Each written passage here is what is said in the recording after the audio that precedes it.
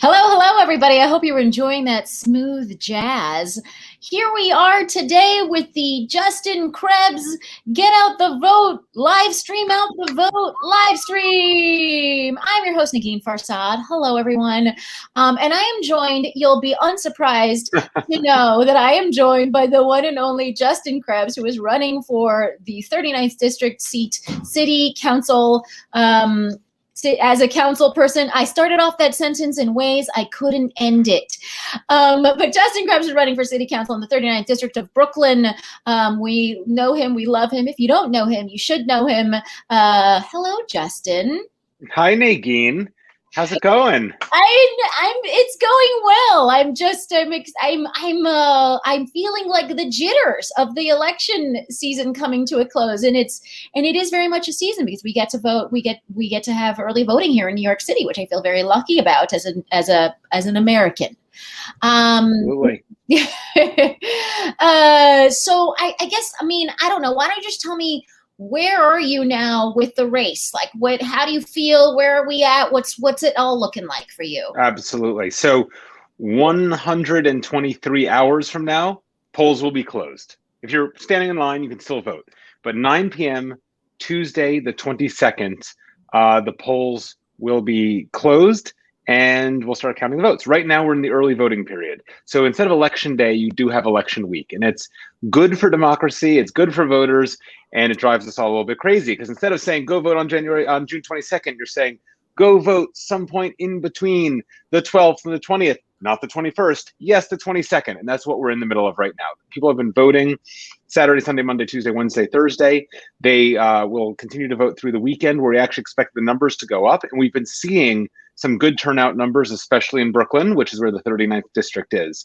And that leaves us just enough time to keep door knocking, flyering, calling, texting, emailing, and in every way we can, just reaching out to voters.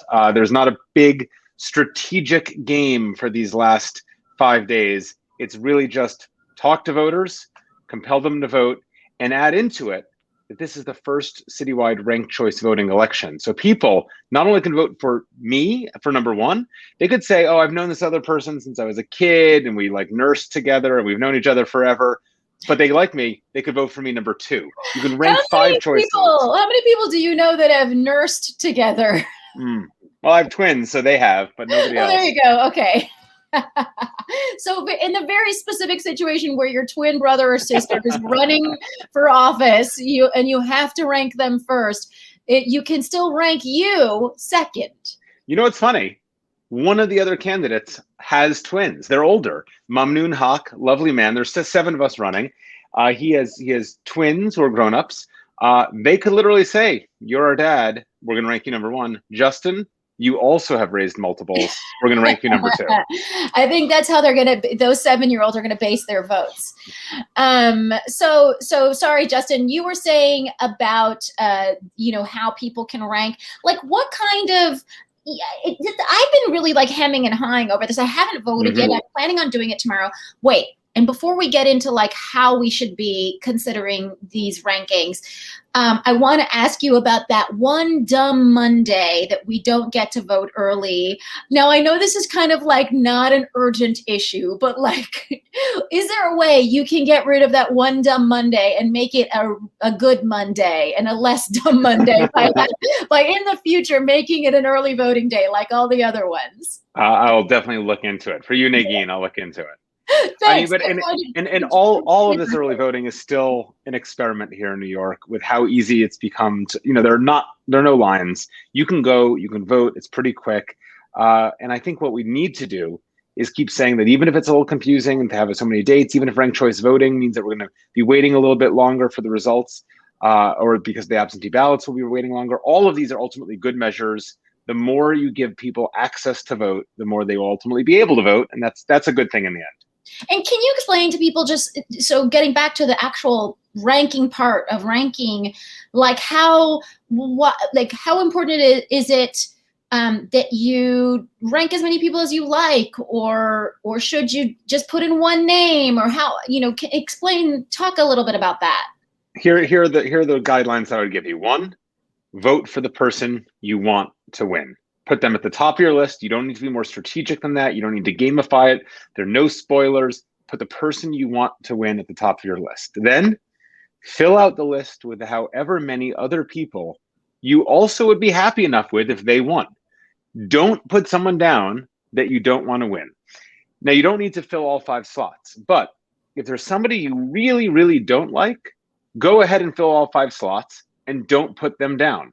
And the way ranked choice voting works is all of your votes will get distributed to other people first, but your first choice vote doesn't get redistributed unless your first preference candidate is thrown out. So I have family members who say, wait, we really believe in you. We're only going to vote for you. I'm like, it doesn't actually matter.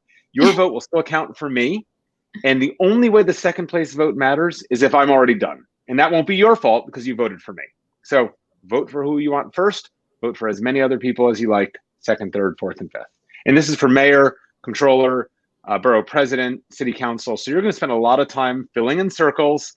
I've seen people writing out their whole scorecard going in. And obviously there's some places where you just won't know. And you're just going to say at the end, I don't have a 4th or 5th choice. Again, you don't need to fill them in, but you're welcome to. And so you've been, on the mean streets of Brooklyn. What is your sense of, do you feel like people have already gone out? What is your sense of turnout? Like how engaged? I mean, this feels like, I don't know, I think because of the ranked choice voting, because where we are in the pandemic, it just feels like, a lot of people are talking about it. I wonder what vibe you're getting on the streets. So for the first part of the week and the weekend, the vibe was that it was almost a choice paralysis. People felt like I have too many choices. I can't do this yet. And maybe they'd already decided what they were doing for city council. Maybe they knew they were going to support Justin Krebs in the 39th district. But because they didn't wrap their head around the mayoral race yet, they hadn't voted. That has started to change. Midweek, people got out of it. They said, wait, I do want to vote early because I don't necessarily want the longer lines. I think I now have as much information as I need. It was almost like the start of early voting, which also coincided with a nice thick voter guide coming out. It was when people took the sheaf of postcards and flyers that they had been receiving in their homes, laid them out, and now the numbers are looking higher and higher. There's some good voter turnout numbers, and hopefully it will keep increasing. If we have some good weather for part of this weekend, and it's Father's Day, and it's we just have people in the spirit to go out, I think we're going to see some really good early voting numbers. And I do think people are breaking out of that choice, that indecision, that paralysis now. Yeah, I mean, I feel a little bit in the same boat, and it's not even that, like, it's not even, I know who I'm going to rank. It's like my order. I'm so stressed out. And it's actually exciting. I actually feel like I have more, like my vote is going to count more, which, with ranked choice voting, your vote does count more. And it because you have multiple of them. And so it feels like I want to make the right choice. So I've kind of been, you know what I mean? Like I've been able to go since Saturday, but I haven't gone yet because I'm like, no, let me get my ranking just right and just perfect. So I don't know. I think for some people it might be a little stressful. I think for me, it's kind of like, it's exciting. And I'm just like being a little bit of a perfectionist about it, a perfectionist about a thing that there is no right, ultimately right answer, unless you're in the 39th district, in which case ranking Justin number 1 is the right answer. I do run into people on the street who will say, oh, you're Justin Krebs. I ranked you. Now, they're not saying they ranked you. It's a funny, and I still say thank you because I don't believe this election is going to be won simply on the first round ballots. I do think that you're going to need to go deep into the seconds, maybe into the thirds to win. But it is funny that, it used to be, oh, I voted for you. Now it's like, I ranked you. And I'm like, I don't know what to do with that. Am I your 4th best pizza topping? I don't know. Thank you. Thank you very much. No, thank you for voting. That's really weird. And it's also funny because it's this new verbiage. It's sort of like, it's like the swipe right of Tinder is the I ranked you of ranked choice voting. You know what I mean? It's this funny new verbiage that we're all like getting into now, which I really love. And I have to say, as someone with, a political comedy podcast, Fake the Nation, which you've been on. And a lot of people, listeners are just, even people who don't live in New York City are really like paying attention to New York because they want to see how this turns out. It doesn't have the feeling, I think at every level, I don't get the feeling that the election is decided. You know what I mean? No. It just feels very, and does that feel like that for you as a candidate? It definitely does. It's far from decided. There are 7 folks running.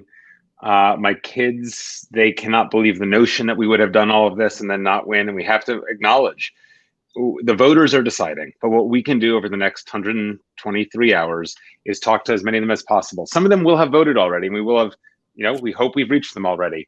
Others are still going to the polls. And so when it comes down to ranked choice voting, a lot is unknown, and we just have to put our best spirit, our best energy, our best chance out there. Run a campaign we're proud of, that creates some joy, creating some happiness, stays positive. And those are all things that I like doing anyway. So those are making for a fun and joyful and energizing next 123 hours. Can I tell you about one of the more joyful parts of your campaign for me? Yeah. Was when you went on that bike ride. Can you tell us a little bit about, set that up for people? Tell us a little bit about that bike ride around your district. Sure. So I ride around neighborhoods. I'm not like a athletic biker. I'm just a utilitarian cyclist. I just want to say for the record, it is true that he is not an athletic biker. There you go. And I decided that I thought it would be useful to really feel and see the district, not just by knocking on doors and not just by going around and eating at restaurants, all of which we do, and not just by driving around it, but by actually feeling like the texture of every block. It was something that I knew from riding it on my bike. So I did a project called Bike Every Block, where the district, which goes 5 miles end to end, actually has about 120 miles of streets when you wind your way through them. Because, you can't just go up 5th Avenue, down 6th Avenue. You have to, do 1st Street and 2nd Street and 3rd Street and 4th. And it actually becomes a little complicated figuring out the most efficient way when you factor in the one-way streets. So I did this over a series of weeks and mapped it all out. Was there moments where you like did a whole area, but then had to backtrack to hit one block that didn't? Okay. So infuriating. I'd look at the thing that was mapping, this app called Strava, and I'd say, oh, how did I miss Lincoln Place? Now I have to go out of my, and then I would think, do I need to go back now? Could I go pick that up on my way to someplace else? Right, do I have to eat a bagel? There are a lot of those in sort of the parts of Windsor Terrace where on certain parts of it, you're cutting over a highway. And so not all the roads go through. And so you just want to make sure that you're getting the right roads because there are only so many different times so many different channels through you're going to come. So ultimately though, what it does, this Bike Every Block project, was to see and feel what biking is like in every neighborhood and to see all the differences. When you get off of a bike lane onto a street that has no bike lane, when you're on a street where the traffic's just going too fast, when you have a sense of, I'm so close to the school and yet the bike lane doesn't quite go up to it. What is a student supposed to do or a parent? So that was a fun project. And in addition to that, we've done comedy shows, volunteers ran lemonade stands. We've used the campaign to just try to create some fun, joyful things. The other day, a friend threw a stoop party where we get together and talk to neighbors on the stoop. She advertised it to her block list. We realized we were on the list, on the block of one of the other candidates, a guy named Brandon. So I texted him. I said, I'm going to be on your block at a stoop. You want to come over? He came down. We're running for the same office, which is running against each other. We both chatted for a while.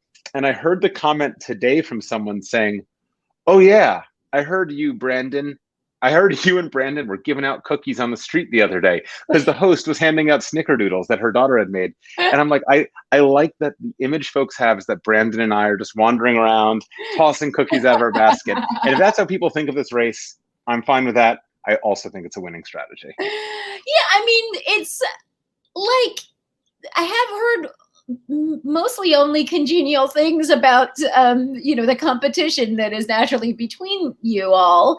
And that, I'm not surprised knowing you that's been your approach. Have you been surprised that that's kind of how it's shaken out? I'm not surprised, in part because knowing who the candidates are and how the district is, our differences come in what we focus on, our experience, both our professional experience and lived experience, but actually around politics, we're largely in some of the same places on issues. So the tensions aren't necessarily that extreme. What has surprised me is that I sometimes meet folks from other districts, and they're surprised to learn that we as candidates in the 39th talk to each other and text each other and say nice things. I was actually very shocked that you had his cell phone number. Yeah. Yeah, but it's worked out. Well, Justin, there's a video that we're going to play. Do you want to set that up, or should we just play it? In November 2016, my youngest daughter turned 2. Both of them. With 3 kids under 4 running around the house, the terrible twos lived up to its name. But something else happened that November that really turned our lives upside down. CNN projects Donald Trump wins the presidency. Yeah, that. My name is Justin Krebs, and I'm the National Campaigns Director at MoveOn.org, where I've helped lead the resistance against Trump's hateful and harmful policies. Together, we fought to save the Affordable Care Act. We organized Families Belong Together rallies, joined with allies like NARAL against the Kavanaugh nomination, and rallied to save the Postal Service. Gotta say, I didn't see that one coming. Now that the nightmare Trump years are finally over, I'm turning my full focus to bring progressive change to Brooklyn and running for city council, because this is home. This is where my 3 girls attend public school, and where my amazing wife, Casey, a midwife and birth educator, owns a small business. New York is where I built a nonprofit theater, The Tank, that today continues to support staff and artists through the shutdown. This is where I've worked with parents across the district to support all our schools and organize neighbors for the Camp Friendship Food Pantry. And as we come through one of the hardest years ever, I want to make sure we come together with a sense of hope and optimism to create the New York City we all want. One where our main streets are the heartbeat of our community, safe for pedestrians and cyclists, and where our neighborhood businesses survive and thrive. A city that in every way is a national leader in tackling climate change. One that treats our culture, from arts to restaurants to theaters to parks, as essential. And a city that invests more in teachers and less in testing, and 70 years after Brown versus the Board of Education, finally takes steps to fully integrate our schools. There's a lot to do, and it's going to take all of us working together to get it done. I would love to have you join us.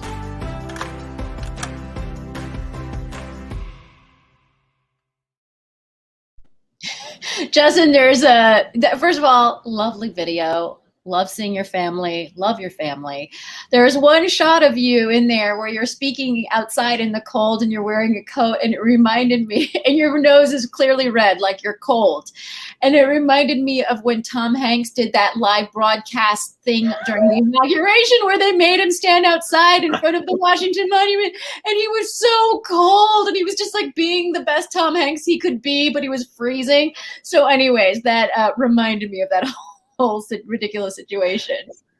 I mean, it also shows you that we shot this video 6 months ago, because it is a different world now. And those, I was actually happy to watch the video because the issues we were focused on have remained the issues we're focused on. So that actually feels really, really good. But there are so many differences. When we shot that video, it was a very nervous, could the crew be inside with us? I would be unmasked. Were we comfortable with that? And it's in large parts of the city, not everywhere, but in large parts, it's just very different. I still will wear a mask as I approach to knock doors, which I do every day.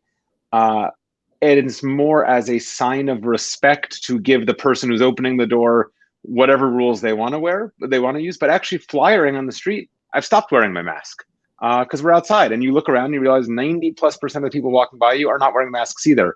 So it has changed since that video was produced 6 months ago. Yeah, it's been crazy to kind of watch you campaign under these conditions. It's really, and to see all of the, every candidate across the board campaign in these conditions, shifting every day. It's been really remarkable.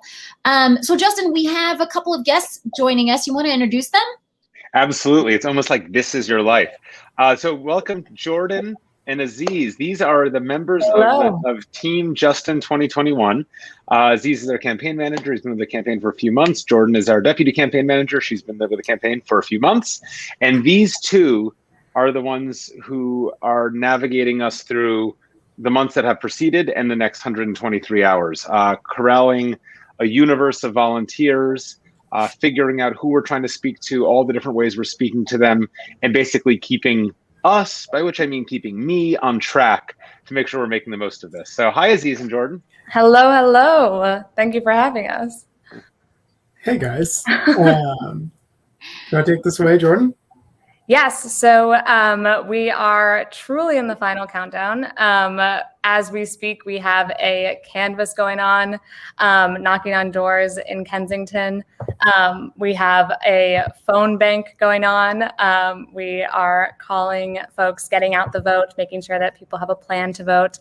You really have to picture that day and what that's going to look like, whether or not you're going to go early or on election day. And we whether or not you're going to bike, you're going to, walk, bring a friend, all of those things are essential for actually getting out to do it, because so many people will say, yeah, I'll totally vote. But if you don't have a plan, then it's very easy to forget about it and not do it. So it's an exciting time. And yeah, Jordan, folks, I would say, don't forget, like Justin was saying, your scorecard. Like, bring in your cheat sheet, because that's something that I'm like, I can't forget my cheat sheet. I'm going to forget my orders. No, absolutely. And Justin's mom has actually been doing a bunch of calling voters and flyering. And she's gotten a few people who are like, I have my list. Let me get my list. 1 second. I have my list. I know exactly what it's going to be. And it's very fun.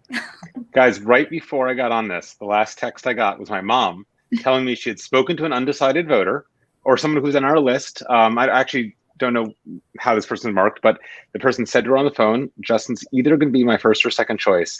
And my mom was very proud that by the end of the call, she'd convinced this person to rank me number one. So yes. It's happening. Right now in the world, it's happening. And what I was going to ask Jordan is this all set? Are people watching this saying, I wonder what these other canvassers and callers are doing? Or could anyone watching this themselves become a canvasser or caller? Oh my goodness. What an amazing question. Yes. What's so amazing is almost like it was planned. You do not have to get a special badge you don't have to already be in the campaign previously. Anyone and everyone is welcome to be a canvasser or help out with phone banks or flyering outside of high traffic areas. This is the moment. So if you are at all intrigued, you are like, okay, this sounds amazing. I haven't done it before. Can I do it? You absolutely can. Don't be scared or afraid. No need for that. That you'll be trained. We have scripts. We have materials for you to feel very comfortable and safe and ready. So yes, absolutely. And you can check out justin2021.org. We have a big, beautiful volunteer button. So definitely click that, and you will be very excited with what comes your way, which is going to be me calling you and planning out when it works. And then, high traffic locations. And you can also email me at jordan@justin2021.org to also plan that out as well. But yeah, we need your help. This is the moment to reach every single last voter and make sure that they get out to vote for Justin. And as someone who's dealt with Jordan as a campaign volunteer in that capacity, I have to say, he's delightful. So buckle up for some really nice experiences. Jordan, can you tell us a little bit what election night might be like? Oh my goodness. So election night, the election day begins at 6 a.m. So I'm more in the morning, thinking about the morning, because we'll be doing high traffic canvassing outside of polling locations from 6 a.m., which is far earlier than I am normally awake, but very much will be awake at that time, and until 9 p.m. When the polls close. And then we will not know, most likely, who wins on election night, which I think we've all become a lot more comfortable with, which is weird and strange. But it's first time doing ranked choice voting, so there's a lot to learn to see what that's going to look like. There are absentee ballots to be counting, so it's a slow process. We're going to be together, hopefully celebrating / just wondering and waiting. But I don't know. I don't know what it's going to look like. That's what everyone is unsure about right now. Do you know what it's going to? Does anyone else know what it's going to look like? Yeah, I was going to say, Aziz, what are you've managed other campaigns in different roles before. What are you seeing election day will be like in this case that is different?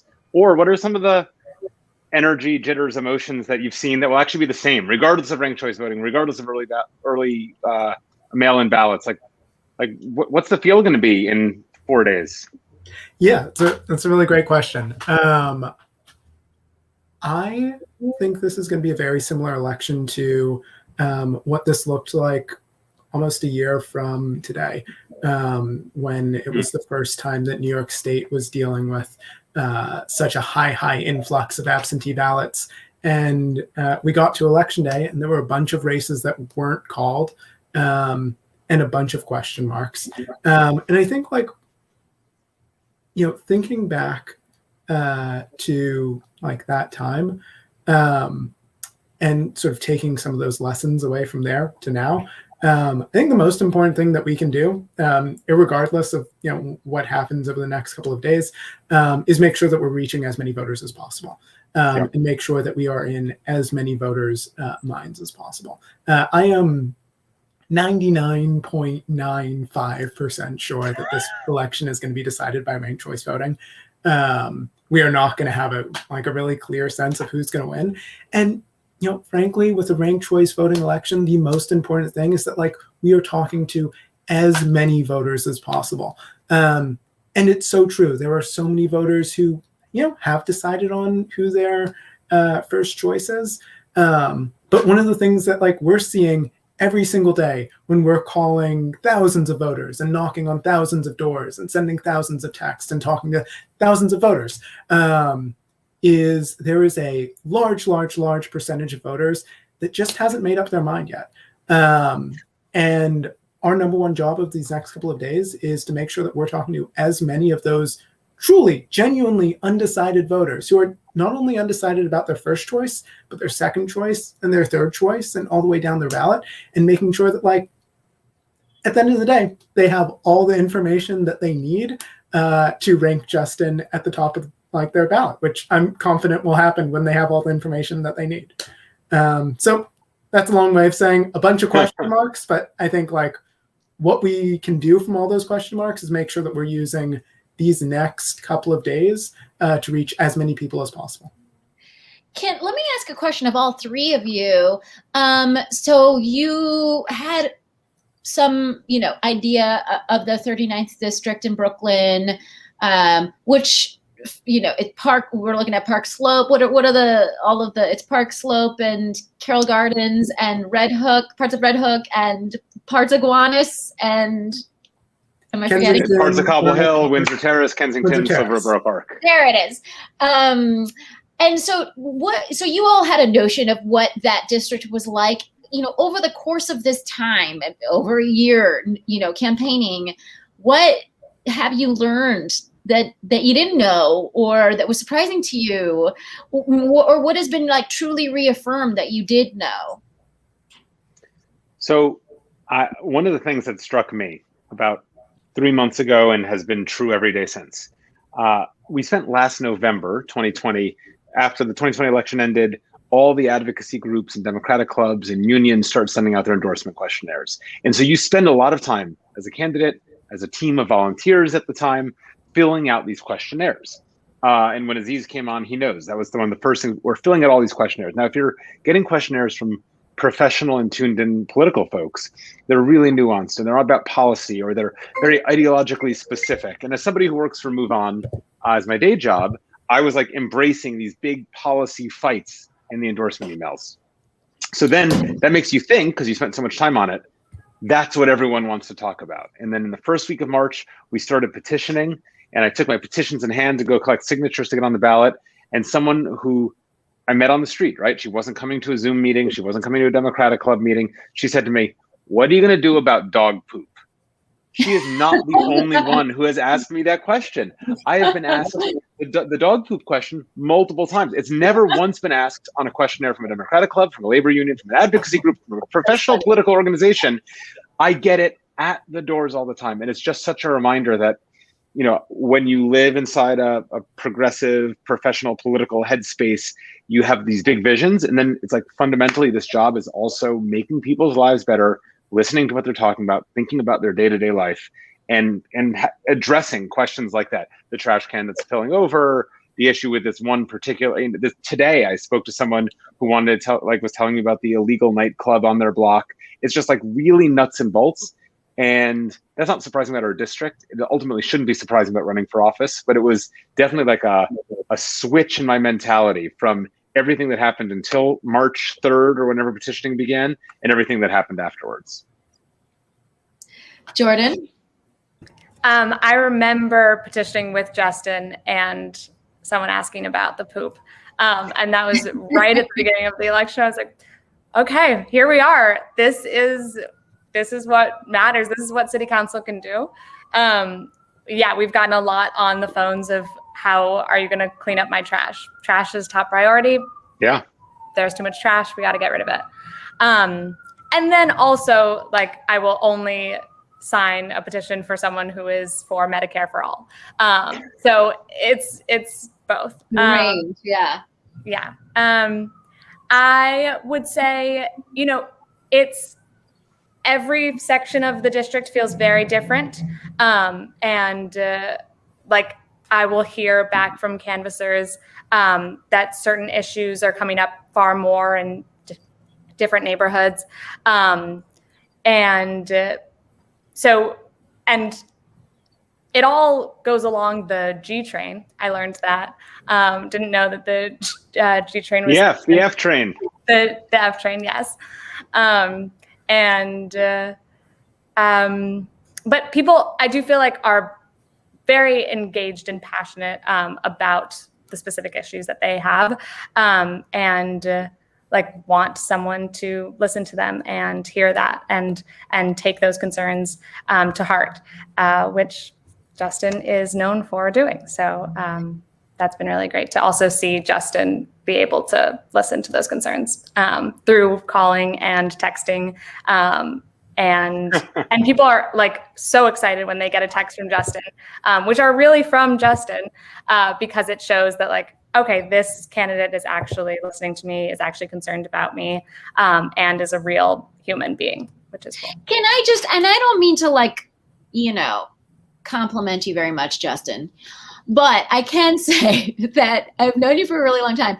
And one thing that it's not surprising to me that he does send those text messages himself, because from the very, very beginning, I thought his capacity for being able to know very, very, very, very, very many people and keep track of them has been like the craziest skill. But it also makes sense that it would bring you to this point, right? Because that's one of the things that is just sort of helpful, that you would like remember people's issues, remember where they live, remember their name.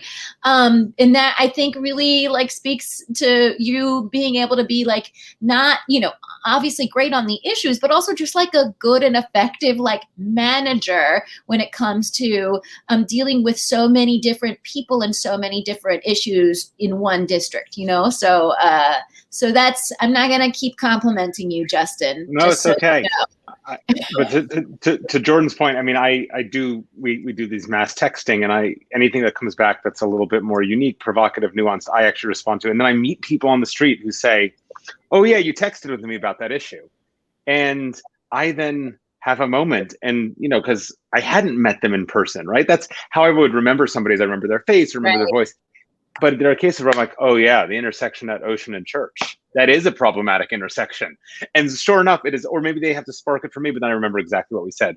By the way, Jordan and Aziz have left because they're going back to getting out the vote. So I'm sorry for the unceremonious departure. But now we're down to 122 and a half hours. Do you guys know this 122-hour telethon that we're doing? Now we're down to 122 and a half hours. Jordan and Aziz headed back to the campaign trail. So I just wanted to say thank you to both of them. They are working extraordinarily hard. They are in touch with hundreds of folks that are volunteers, and they're doing great. And we're going to do great. They are doing great, and there are so many volunteers, and it is, like every district in New York City, a big district, lots of people, lots of dog poop. I mean, what has been the most exciting? We only have a couple minutes left here before we have to go to break. What has been like the most, I don't know, kind of exciting part of this campaign for you? I have loved, I guess two things, and they're connected. One, I've loved getting to have conversations with strangers, and then imagine that those strangers, who are in fact my neighbors, could someday become sort of friends or comrades in the work that we do as a community. This is, whether it was the Tank, which is the theater that's been around for 18 years, that Negin has performed at many times, or the Drinking Liberally network of happy hours, where folks would come together around shared values and have a beer or a non-alcoholic beverage and form community together. It's what I like, meeting the new people and then not treating them as the other, but being like, oh, new person, we're just friends who hadn't met yet, welcome. And I get to do that every day. And it's proving that it's like turning into a real thing that way, where folks who I've met at the doors, I then run into again. I then have a conversation. We find the connections. So I love that. And I also love that we've been able to use this campaign actually to organize and advocate on issues that are important. We've actually used campaign energy and work to push forward issues around school reopening in the fall, and how to resource it, and how to be attentive and thoughtful and equitable and successful and smooth with it. We've used this campaign to help promote and raise funds for the Camp Friendship Food Pantry that we're involved with. We've used this campaign to lift up midwives and how to improve the birth experience in New York City. We've used this campaign to lift up and reach out to parents around literacy, around how to support their students, their kids over the summer in what's a very confusing time. So we're actually using this campaign to do some of the work that's fun and exciting to do. And so I've been thrilled by that. And so, like, in these last few days, how do you want people to like orient their minds and their time? Oh my gosh, just think that, today's Thursday, so 5 days from now, let's say 5.5 days, Wednesday morning, you're going to wake up. We probably won't actually know the results yet because we're waiting for absentee ballots to come in, but we will know that we're done getting out the vote, that whatever we were going to do, we did, and that we're giving it our all. And hundreds of folks are giving it their all. So I want you to orient that if there's some way you want to help. If you're close and local, you can knock on doors, you can hand out flyers. We make it easy, we make it fun.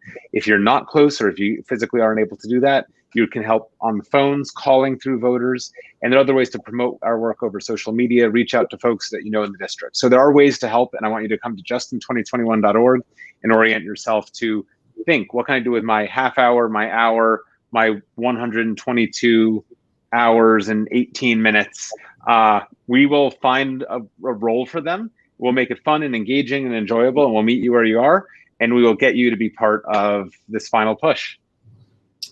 Yeah, I mean, folks, and there's really easy ways, like Jordan was saying, to get involved with the campaign, calling and canvassing. You can sign up for little chunks of time. It doesn't have to be a big deal. I mean, that's the other thing that I think is kind of funny for me personally, is that I sometimes think of these things as like a huge hurdle, but then I do them and I'm like, why did I think that was a huge hurdle? It was just like a lovely afternoon.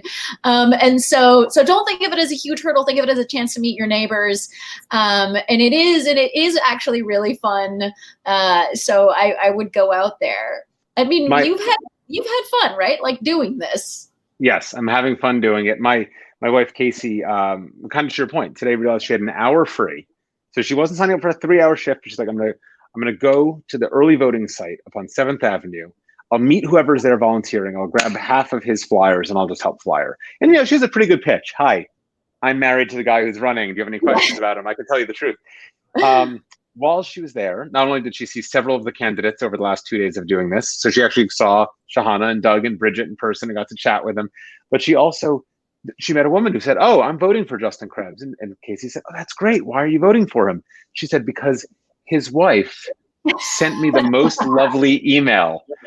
Casey had fielded the email had gone out in her name. She fielded some of the responses. This woman had gotten the most lovely email from Casey, did not know that so in Casey's hour today, she had wind blown into her sails by the fact that somebody, anonymous person she'd emailed with, that had made up their mind, and that person is now someone she's meeting in the flesh on the street. So we're going to make it fun. You can do it for an hour. You can do it for 3 hours. You can do it all day. And it's just a great way to mark the next few days. And then it's in the voters' hands. And then it's in the voters' hands. So, folks, we have to wrap up this segment. But just a reminder, you got your early voting, but not on Monday, but through Sunday. And then on Tuesday, you can go and regular voting. And don't forget, your list. Bring your list. Don't forget to put Justin at the top of your list. And what else? That's it, right? That's everything. Justin2021.org if you want to volunteer.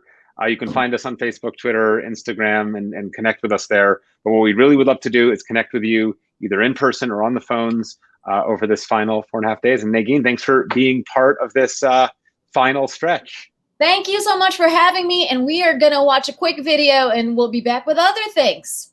Great. And thanks, ActTV, for producing tonight. In November 2016, my youngest daughter turned 2. Both of them. With 3 kids under 4 running around the house, the terrible twos lived up to its name. But something else happened that November that really turned our lives upside down. CNN projects Donald Trump wins the presidency. Yeah, that. In November 2016, my youngest daughter turned 2. Both of them. With 3 kids under 4 running around the house, the terrible twos lived up to its name.